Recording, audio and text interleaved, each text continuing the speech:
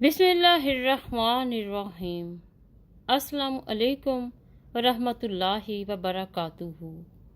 हज़रत अली रज़ी अल्लाह ताला अन्हु ने फरमाया, यकीन रखो कि सब्र के बाद तुम्हें ऐसी हैरान कुन नेमत से नवाजा जाएगा कि तुम दर्द तकलीफ़ की तलखी भूल जाओगे।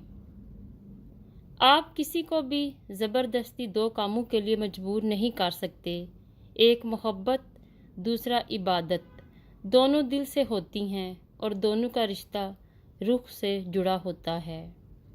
खुशकिस्मत है वो इंसान जिसके लिए कोई रोए, बदकिस्मत है वो शख्स जिसकी वजह से कोई रोए। आज का इंसान दौलत को खुश नसीबी समझता है और यही उसकी बदनसीबी का सबूत है। कभी अपनी ज़ुबान से किसी के ऐब बयान ना करो, क्योंकि ऐब तुम में भी हैं और ज़ुबान लोगों की भी है। सुकून की कमी महसूस हो तो अपने रब से तौबा करो। इंसान के गुनाह ही हैं जो दिल को बेचैन रखते हैं। ये दुनिया भी कितनी अजीब है। ईमानदार को बेवकूफ़, बेईमान को अक्लमंद और बेहया को खूबसूरत कहती है। अल्लाह ताला तुम्हारे दिल से किसी चीज़ का ख्याल तब तक नहीं निकालता जब तक तुम्हारे नसीब में उसके मिलने की गुंजाइश रहती है। अगर दुनिया में सुकून होता तो लोग अल्लाह ताला को भूल जाते। सुकून तो सिर्फ उन लोगों के पास है जो अल्लाह ताला की रज़ा को अपनी रज़ा समझते हैं।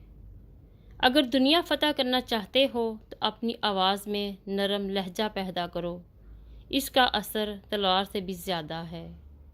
जो आदमी अल्लाह ताला के सामने अपनी आजिज़ी ज़ाहिर करता है तो दुनियादारों की ऊंची गर्दनें उसके सामने जलील और पस्त हो जाती हैं। तुम वो मांगते हो जो तुम्हें अच्छा नज़र आता है, मगर अल्लाह ताला वो देता है जो तुम्हारे लिए बेहतर होता है।